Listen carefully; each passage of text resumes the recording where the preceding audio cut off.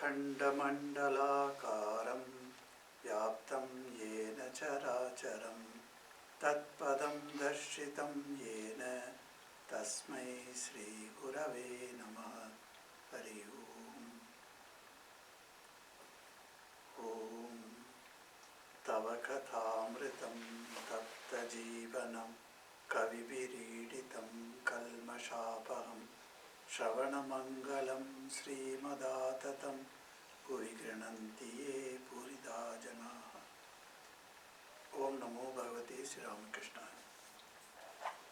Readings from and reflections on the Gospel of Sri Ramakrishna. We are in page 150.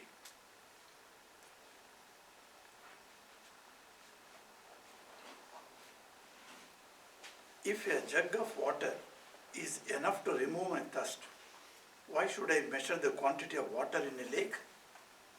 I become drunk on even half a bottle of wine. What is the use of my calculating the quantity of liquor in the tavern? What need is there of knowing the infinite? The various states of mind of the Brahmagyani are described in the Vedas. The path of knowledge is extremely difficult. One cannot obtain jnana if one has the least trace of worldliness and the slightest attachment to woman and gold. This is not the path for the Kali Yuga. The Vedas speak of 7 planes where the mind dwells. When the mind is immersed in worldliness, it dwells in the 3 lower planes, at the navel, the organ of generation, and the organ of evacuation. In that state, the mind loses all its higher visions. It broods only on woman and gold. The 4th plane of the mind is at the heart.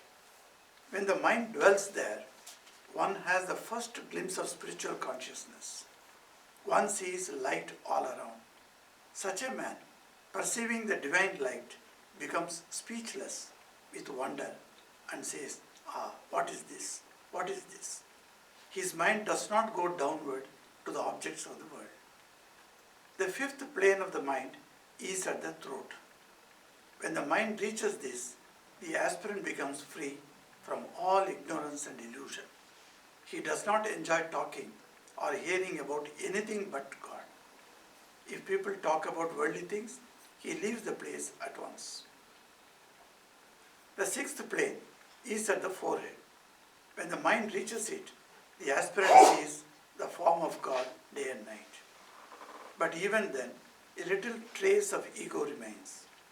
At the sight of that incomparable beauty of God's form, one becomes intoxicated and rushes forth to touch and embrace it. But one doesn't succeed. It is like the light inside a lantern. One feels as if one could touch the light, but one cannot on account of the pane of glass.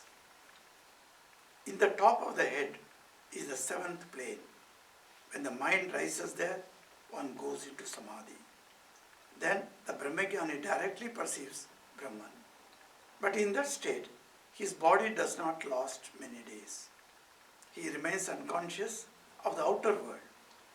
If milk is poured into his mouth, it runs out. Dwelling on this plane of consciousness, he gives up his body in 21 days. That is the condition of the Brahmagyani. But yours is the path of devotion. That is very good and easy path. Once a man said to me, "Sir, can you teach me quickly the thing you call samadhi?" All laugh. After a man has attained samadhi, all his actions drop away. All devotional activities such as worship, japa and the like, as well as all worldly duties, cease to exist for such a person. At the beginning, there is much ado about work. As a man makes progress toward God, the outer display of his work becomes less and less, so much so that he cannot even sing the name and glories of God. To Shivanand, as long as you are not here at the meeting, people talked a great deal about you and discussed your virtues. But no sooner did you arrive here than all that stopped. Now the very sight of you makes everyone happy. People now simply say, ah, here is Shivanath Babu. All other talk about you has stopped.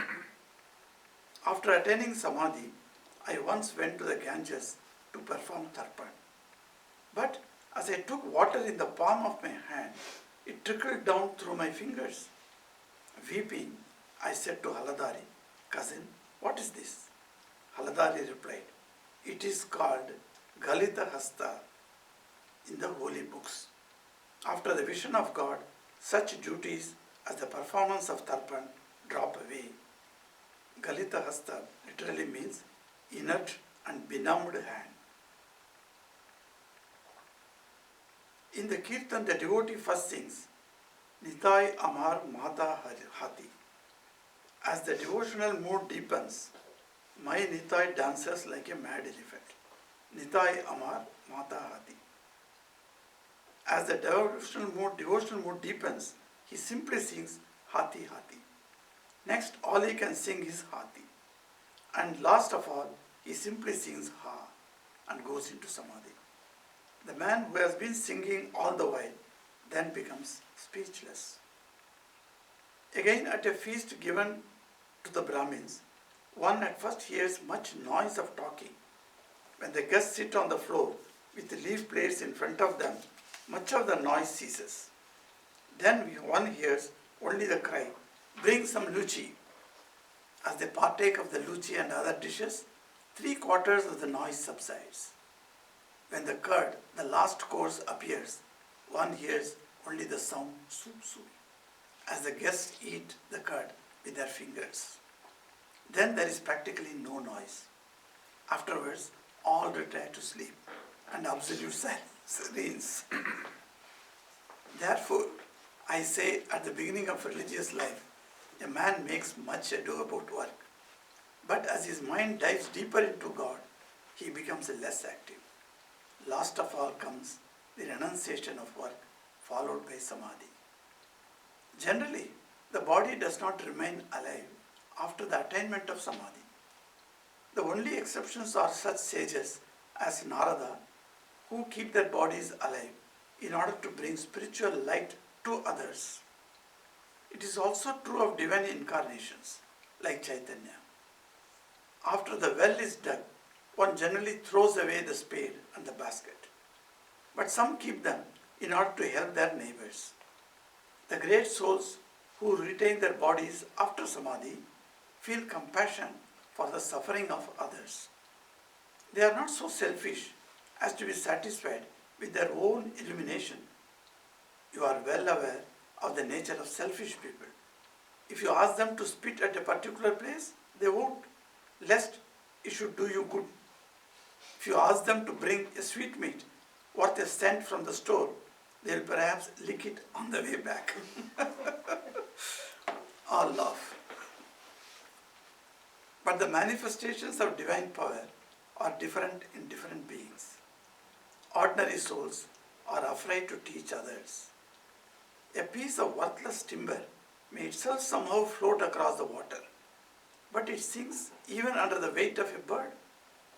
Sages like Narada are like a heavy log of wood, which not only floats on the water, but also can carry men, cows, and even elephants. To Shivanath and the other Brahma devotees, can you tell me why you dwell so much on the powers and glories of God? I asked the same thing of Keshav Sen.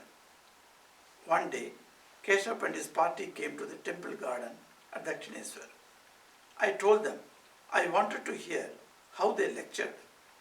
A meeting was arranged in the paved courtyard above the bathing ghat on the Ganges, where Keshav gave a talk. He spoke very well. I went into a trance. After the lecture, I said to Keshav, why do you so often say such things as, O God, what beautiful flowers thou hast made? O God, thou hast created the heavens, the stars, and the ocean, and so on. Those who love splendor themselves are fond of dwelling on God's splendor. Once, a thief stole the jewels from the images in the temple of Radhakanta. Mathur Babu entered the temple and said to the deity, What a shame, O God, you couldn't save your own ornaments. The idea, I said to Madhu. Does he who has Lakshmi for his handmaid and attendant ever lack any splendor? Those jewels may be precious to you, but to God they are no better than lumps of clay. Shame on you. You shouldn't have spoken so meanly. What riches can you give to God to magnify His glory? Therefore I say, a man seeks the person in whom he finds joy. What need has he to ask where that person lives, the number of his houses, gardens, relatives and servants, or the amount of his wealth? I forget everything when I see Narendra. Never even unwittingly have I asked him where he lived, what his father's profession was, or the number of his brothers.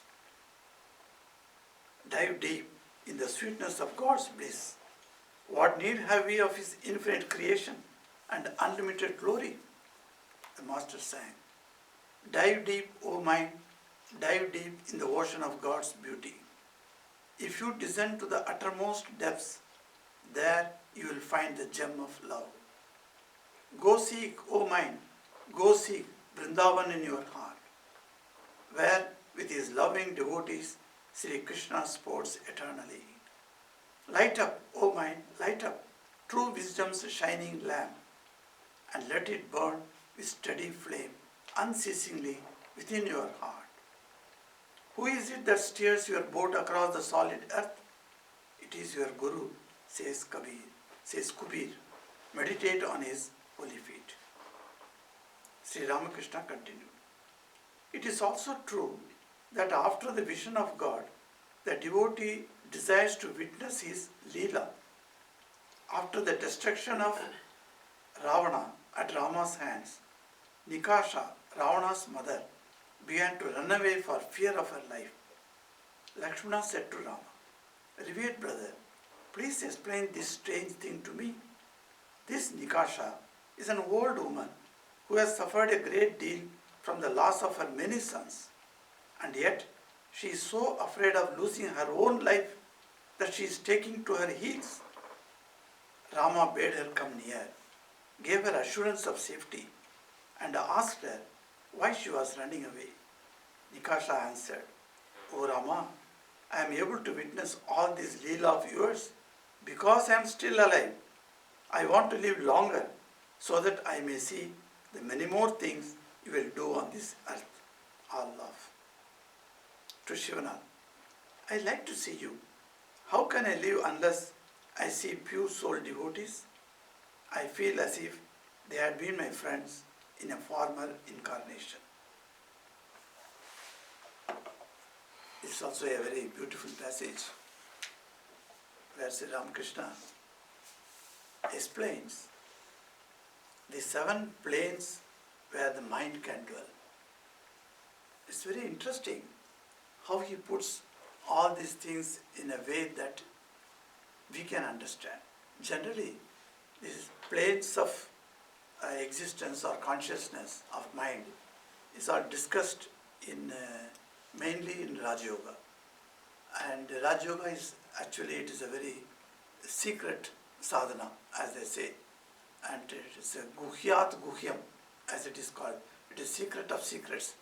So generally, the Raj Yoga is not is a popular way of telling people, And in those days, the Sishyas who used to be interested in Raj Yoga practice, they would have to go to their gurus, sit with the guru, and then learn one by one the meditative techniques.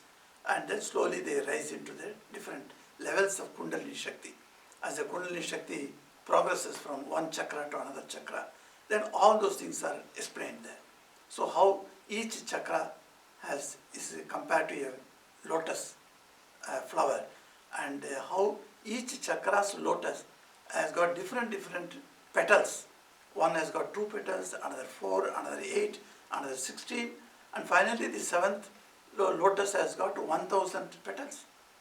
So it's very interesting how these things are talked by Sri Ramakrishna, because he had experienced all these things. So he could tell very in an easy way to to make us understand. Perhaps though one who is not in that path may not find it very interesting or may not find it very easily usable for him. But then, that's why he says, the path of knowledge is extremely difficult. One cannot obtain jnana if one has the least trace of worldliness and the slightest attachment to woman and gold. This is not the path for the Kali Yuga. And because the body consciousness is there in the Kali Yuga, where annagata pran, as he used to say, our bodies are attached to the food that we eat. So Sri Ramakrishna was very cautious to tell us that don't go just plunge into this path which is dangerous, because this Jnana Yoga and Raja Yoga both require very strict discipline of life. And if there is any mistake in any type of discipline, then it can bring some disastrous results. So Sri Ramakrishna warns us again and again. The whole of gospel we find that. So he says this, but then just to have an idea, what is this mind rising to different levels? It's a very interesting thing. There are total 7 planes, as Sri Ramakrishna explains, and there are 3 lower planes, 4 higher planes. And the 3 lower planes, what are they? He says the navel, the organ of generation, and the organ of evacuation. In that state, the mind loses all its higher visions. That means completely attached to the body alone. I am the body. This is the concept when the Kundalini rises to these 3 planes. So during these 3 planes of existence, the mind has got nothing but thinking that I am the body. That's all. And then 4th plane, it rises. And when the mind dwells there, one has the first glimpse of spiritual consciousness. The 4th plane is at the heart. And he sees light all around. I have heard also from devotees who taken the mantra from the Guru and start meditation. In Ramakrishna tradition, we give a simple type of meditation during the Diksha time. Not only the mantra is passed on to the disciple, but also Guru says how to meditate. And the book that you all receive, when you take Diksha, that book also contains method of meditation. It's a very simple pranayam has been given. After the simple pranayam, a simple meditation technique is given. So, some people used to tell me that after starting meditation and after some years of practice, they say that when they come to the temple and sit quietly and close their eyes, suddenly they forget everything and they see only light. So, was it strange? For them it appears to be very strange. And coming back to the normal consciousness, they ask, Swamiji, I felt the whole hall was illumined. I do not know from where this type of light came. I said, Sri Ramakrishna explains, when the Kundalini rises to the 4th plane of consciousness, the mind rises to the 4th plane of consciousness, he will see all around the light. So your Kundalini has risen to the 4th level at that time. So you can see everything light. So very brilliant illumination you can see. Such a man, perceiving the divine light, becomes speechless with wonder and says, what is this? What is this? His mind does not go downward to the objects of the world. At that time you start talking to the people, something very worldly things. No, they can't. That's why they come away. They go quietly to their home back. Because the worldly talk they cannot entertain. So, and then 5th plane is this. That is at the throat. And the 5th plane is something more than that. Here, the aspirant overcomes ignorance and illusion. Ignorance is, I am the body, I am not the spirit. That is ignorance. The jnana is, I am the spirit, I am the Atman, I am not the body. And illusion is that everything he sees as a world. That is, persons as she sees, that person sees as a person only. So if you see a cat or dog, he sees as a cat and dog. If he sees an ant, he sees it as an ant. This is an illusion. But a man of Brahma Jnana, he will not see like this anymore. So Sri Ramakrishna used to sit in Dakshineshwar to do puja. And he is sitting and all the samagris are kept, plate, etc. Everything is kept. And he is looking, the prasad plate also, Nivedita plate also is kept. And suddenly he finds a row of ants have come and they are all passing over the sweetmeats. And he is looking at them and he seems to be enjoying that. That has to be offered to Mother Kali. Before offering to Mother Kali, if anything is defiled like that, that has to be taken out. You cannot offer it that. Suppose a bird comes and takes something, you cannot offer that. So like that, certain rules are there in puja. And Ramakrishna is simply sitting. And the temple, the workers, when they come and see, Ramakrishna is simply sitting there and he is smiling and the ants are passing over the sweetmeats and they went and complained to Rani Rasmani. You see what this pujari is doing? He doesn't do the puja properly. He is looking at this sweetmeats and he is going to offer that. And when Rasmani asked Ramakrishna, he gave the answer. How can I remove those ants? Because whom I am worshipping, that Mother Kali is showing me, I have come as an ant and going over that. And she is eating. And this, he had an experience this. So when a lady came and asked Ramakrishna, my 2-year-old grandson, that baby is playing in the home. I come and sit for the puja and he comes inside the puja room. He crawls into the room and he makes everything topsy-turvy. I cannot do any more puja. So he is disturbing me and I cannot put him in a room and close the room also. What to do? Sri Ramakrishna said, consider the Krishna whom you are worshipping is in that form. And Krishna is coming as a baby and do whatever he likes, he let him do it. Why don't you think like that? He says, because he himself has experienced this. The ant also is for him Mother Kali. So he says, for him, this is called that going beyond the illusion. So he sees his Ishta Devata everywhere. For him there is no division there. So that is going beyond the illusion and going beyond the ignorance, that he is the spirit. He does not enjoy talking or hearing about anything but God. So he leaves the place at once if somebody talks about word. And then he says there is a 6th plane at the forehead. This is called, we call it third eye. The third eye is very important in our Hindu philosophy. And we say the third eye opening, as we say. And we always attribute the third eye to the godly figures. Like Shiva has got 3 eyes, Durga has got 3 eyes. Like that every gods and goddesses we find, we are thinking of third eye there. We also have the third eye to actually when we put either bhasma, vibhuti, or chandan, or kumkum, here at this before in between the 2 eyebrows. So that is the third eye to awaken the third eye. We put that one. When we touch with this finger and then put like this, Om Klim Shanti Kara Bhava. After telling that, you put that one. So the third eye opens. If a great man touches your forehead and puts that tilak, then your third eye opens. Suddenly you find there is a light and you feel that, oh, some new knowledge you have gained, like that you feel. So when great people touch like that, you can experience that. So the third eye is there. So that is forehead. When the mind reaches it, what happens? The aspirant sees the form of God day and night. So you can see many people see the Ishta Devata outside. Like Ram. Ram came as a small boy and prayed with Sri Ramakrishna.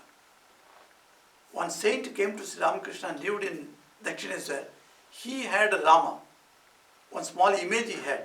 But it was image to all others. And he used to carry the image with him everywhere. But with the others, for him, it was actually living Rama. Because Saguna Brahman darshan happens at the 6th plane at the forehead, where Saguna Brahman, he can see the incomparable beauty of the form. This is, even while doing the normal duties, even devotees can raise their mind to the level of the 6th. Once I was going from Calcutta to Delhi. I went into, I don't know whether I have told you here, but I generally repeat this incident everywhere. I got into the Rajdhani Express, and Rajdhani Express, two tires are there. So down below one bed and upper one bed. So opposite to me, one old lady was there like this lady. So she was sitting there. And I went and sat in opposite that berth I occupied. And then I started talking to her. When naturally when you speak, when you meet somebody, you talk to them. She asked me, Baba, tumi ki Belur Math ke issue? So I said, hi ma, Belur Math ke issue. So I told, did you come from Belur Math? Said, yes, I'm from Belur Math. Okay, sit. Then where are you going? So I'm going to Delhi. So we are talking like that. And then on that day, unfortunately, from morning onwards, after the breakfast, I had nothing eaten. Even noontime I couldn't eat because I was busy in some work. And then so I was very hungry. And then by 6:30 or so, the train waiter brought the food for us. Rather than, they give food. Right. They brought all hot food they brought. And 2 plates they kept, one for me and one for the lady. And I was about to take the food. Then I thought, at least some respect to the lady because she's old enough. So I'm like my mother. So I thought, mother, won't you eat now? She kept quiet. She didn't answer that question. So I left it. And some other things we were talking. And after some time, when my hunger increased, I asked her, why don't you eat something? Can you have something to eat? Then she said, look, I have to ask my son. So I was waiting. The upper berth may be her son's, So let her son come, let me also wait. So I waited for another 15-20 minutes. Her son never came. Then I asked her, where is your son? Tell me, let me go and call him now. But his food has not come. So she said, okay, you are hungry? I said, yes. I want to eat now. Okay, I will ask my son, don't worry, sit. Be at peace. So she made me peaceful and she took a bag and opened the zip. And from the bag she took out a very silver, the silken cloth. She took it in her hands in a very cautious way and then opened the silken cloth. And there I saw the Bal Gopal was there. And looking at the Bal Gopal, she's talking as if she's talking to me, like a human being. She says, the Swami here, he's hungry, he wants to eat. So should I eat or not now? What Bal Gopal replied to her, I didn't hear. Because for me, my mind has not reached that 6th level, you see. But she has got to the 6th level. Saguna Brahman. She is seeing that and talking to that. And she is asking. And he has replied perhaps, okay, you can eat. So she said, okay, let her eat. So she put him again very carefully, closed him, put it in the bag, and we started eating it. Then I was very curious how she is worshipping Bal. This Bal Gopal worship, most of the Vaishnava families in Bengal, it is very natural. It comes from house to house, from their forefathers it comes. Father gives this and like that. So it's like Bal Gopal is like a Kula Devata. And sometimes Kula Devata becomes Ishta Devata also. So to many, this lady has got Ishta Devata Krishna. So she could talk to him. And then I asked her how it is everything. She said, there is one funny incident happened. My biological son is in Delhi. He wrote me that I should come to him because his wife is pregnant. So he wanted me to come there. I said, okay, I will go there one day. So he said he arranged everything. And he said on such and such a day, ticket is going to be booked, I will send you, to come. Then I said, wait, I will ask my son. Son is already she has got in Delhi, but she says, I will ask my son. Which son? I could understand perhaps this Bal Gopal. Then she asked the Bal Gopal. Bal Gopal said, no, not this date, you go on such and such a day. So he suggested another day. So I told my son, you see, he has prevented me from going on that day. So you book my ticket on some other date, this date that he suggested. Okay, so that's the date. So today I am traveling to see him. So I ask everything to my son. My son is a real son is this. Those are all sons come and go. But this son will never leave me. One day my other son will die. Or I may die before him. I may go away. But this son and me, we are eternally bound. I was simply taken aback. What a devotion this lady has got. Being a grahastha, being a householder woman, looking at her all the activities of the household, still her mind could rise to such a level. And she said to me, then I was very curious. I said, Ma, I'm very curious to know one thing. Did Bal Gopal tell you what is the reason he changed the date? She smiled. Mujki hashi bole na Bangla de. Very a mischievous smile she gave. Oh, you want to know the reason? He told me, you will have sadhu sangha. So today you see a monk is traveling with me. Whole travel I will be able to talking to you. So that's why he chose this day. I was stunned, I started tearing because that is the way I saw that lady, even in household duties. Sri Ramakrishna says, can a man realize God in this very life? He answers, yes. Can a householder realize God in this very life? So Sri Ramakrishna categorically says, yes. We think these are mainly to encourage the householders, he is telling. It's not possible to realize God in the householder's life. Like that we think. But when Sri Ramakrishna emphatically says, yes, what is the proof? In my life, I had this proof. So I saw this lady, and for a long time I had a connection with her, and then I lost. So she may be not in this world now, because at that time I was young, and I could see her. So God can be seen, he says, that even a little trace of ego remains at that stage also, at the 6th stage, when a man raises his mind, and he is able to see Saguna Brahman, he is able to see God in her own form, but then a small trace remains. At the sight of that incomparable beauty of God's form, one becomes intoxicated and rushes forth to touch and embrace it, but one doesn't succeed it. Why she cannot merge with that Saguna Brahman? She is seeing him, she is talking to him, she is talking to God, but she is unable to go and merge one with him. That oneness, why cannot happen? So Sri Ramakrishna gives a beautiful example. Philosophically he is not explaining, he is explaining with the udaharan, that is with an example. He says it is like a lamp, a lantern. Lantern has got a transparent glass. So there is a light inside. So can you put your finger, can you touch that light? No, you can't, because there is a glass outside.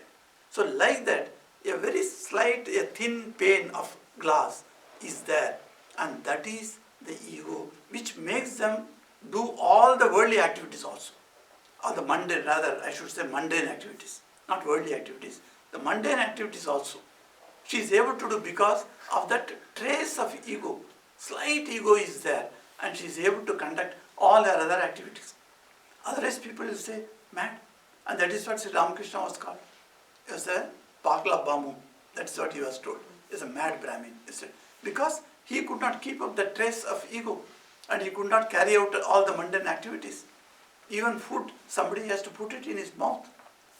And then he goes to the 7th plane, the top of the head. That is very beautiful. It has got a lotus of 1,000 petals. I didn't know that 1,000 petals rose is available. Recently, one of the devotees has sent me a photo of a 1,000 petal lotus. I showed to Swami Purnananji the other day. I said, Swamiji, see this. A real photo of a 1,000 petal. I could not count that petal because it's a small photo only. But it has got thousands of, hundreds of petals are there. You can see that. So I was really surprised.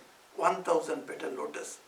And then, when the mind rises there, one goes into samadhi. The Brahmagyani directly perceives Brahman. In that state, his body does not last many days. So that is called, not Savikalpa Samadhi. It is called Nirvikalpa Samadhi.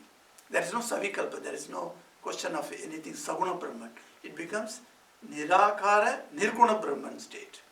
In that state, the mind itself gets dissolved. Like the previous week we saw how the salt doll went to the ocean and then it got dissolved into the ocean. It cannot come back to tell what is the experience. So that is called the samadhi.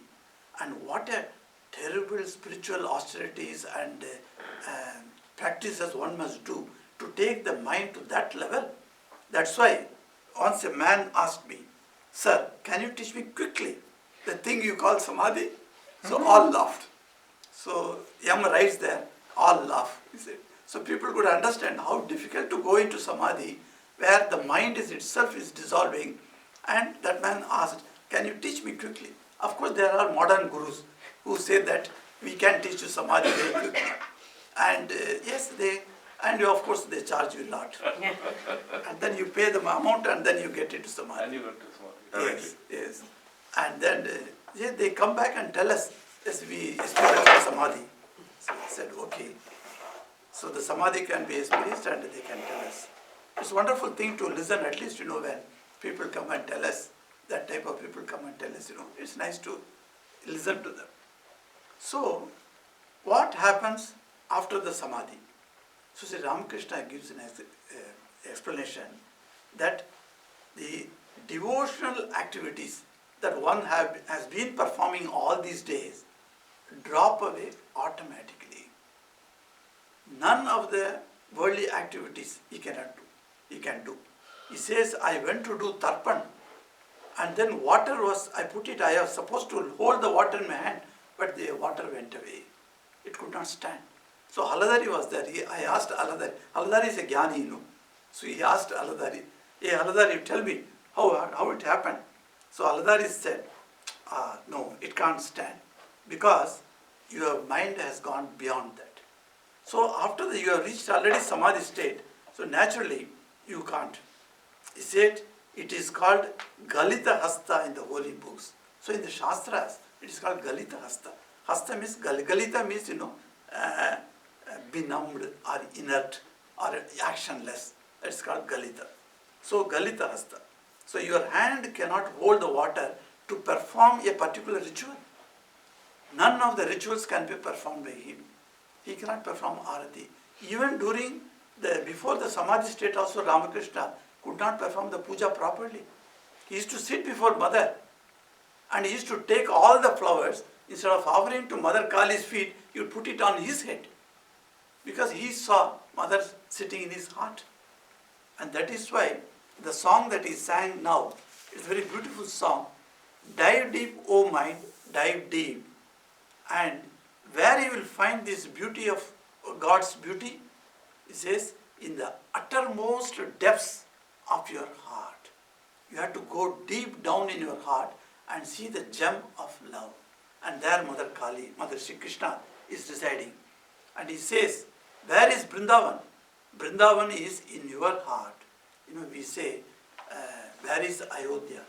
Ayodhya is a place. Geographically you can say Ayodhya is a place. But then Ayodhya is our heart. So the Ramayanis, those people who speak about Ramayana, they give this idea that Ayodhya is in our heart only. Our heart is called Ayodhya. Why heart is called Ayodhya? Even the very town where Rama was born is called Ayodhya. Wherever Rama is born, wherever Rama appears, he has to appear in Ayodhya only. Because the very word meaning Ayodhya, meaning there is no differentiation, no tussle, no war. Ayodhya. That is Ayodhya. That means that there is no war. That means complete peace of mind. Restlessness is gone. Completely restful place. That is called Ayodhya, where there is no yuddha is being done. So that is in the mind only. So they say that in that heart only Ram can be born. The same way he says, where are you seeking, O mind? He is in the heart only. Vrindavan in your heart. And then he says, light up true wisdom's shining lamp. When Diwali time we light up the lamp. This is externally we light up the lamp. But internally, this is called lighting up the lamp. And let it burn with steady flame, unceasingly within your heart. That's why in many of the temples, or most of the temples I should say, we keep the lamp burning. Particularly in the Garbhagraha, in the sanctum sanctorum, one lamp must be always burning.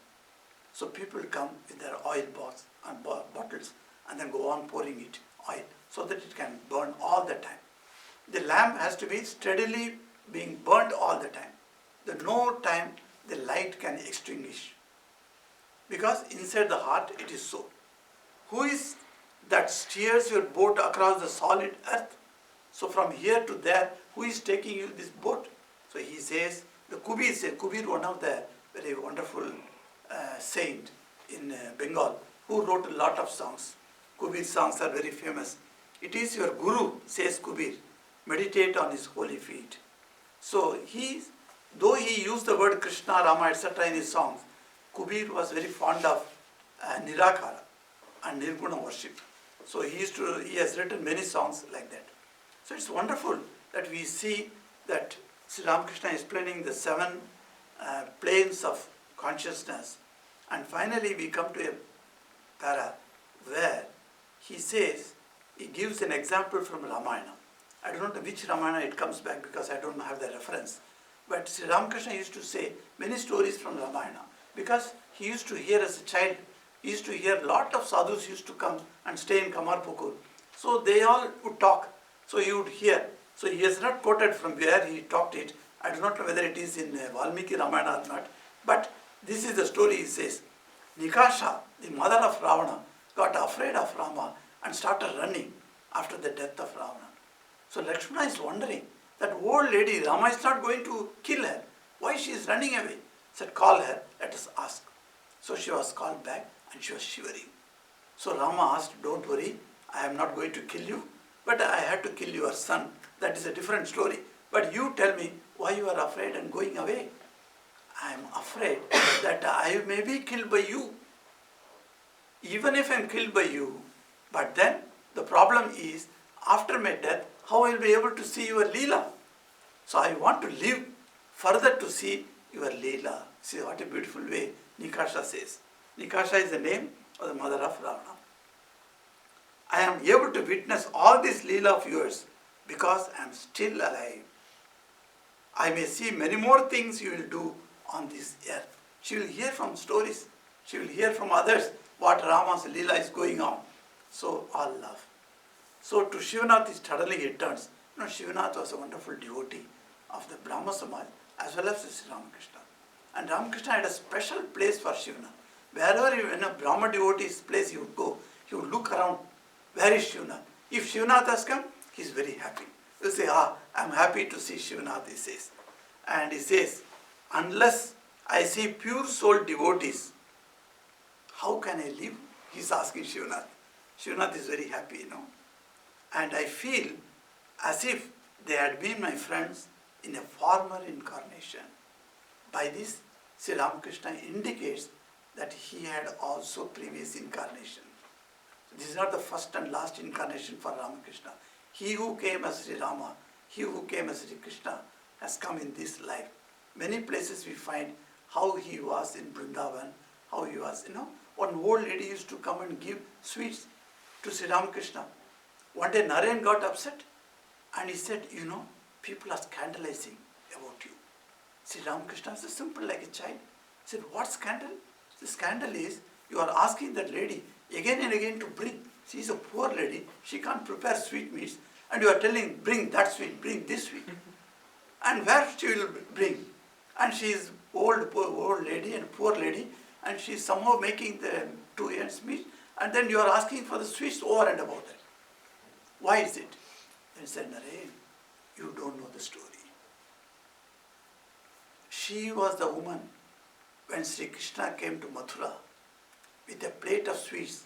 She hunched back woman. She went to Krishna and said, my dear boy, I have made these sweets because I knew that you are coming today. Please take it. And what Krishna said, I am very in urgent mood. I am going to meet my mama, Kans. So I have no time. Okay, give me 2, 3, like that. Krishna took and went away. And the rest of the sweets have to be eaten now. So that's why I am asking. See, this is one of the very casually Sri Ramakrishna says.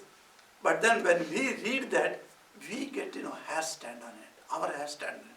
Because we can understand whom he is meaning, Sri Krishna. So he was in his previous incarnation as Sri Krishna. And he wanted to finish that said, I will eat. So he has to eat in this birth. So he says, very casually he says, I feel as if they had been my friends in a former incarnation. So same people when they come again, when you meet your former incarnation time, those whom you met, now you build. That's why the friendship comes, Suddenly some people you meet in the world and suddenly you feel very much attracted to them. Why? Because there is some connection in the past birth. So with this, we shall proceed further. Om Niranjanam Nityam Manantarupam Bhaktanukampadrita Vigraham Vai Ishavataram Parameshamityam Tam Ramakrishnam Shirasa Namamaha. Om Shanti Shanti Shanti Hari Om Tat Sat Sri Ramakrishna Arpanamastu.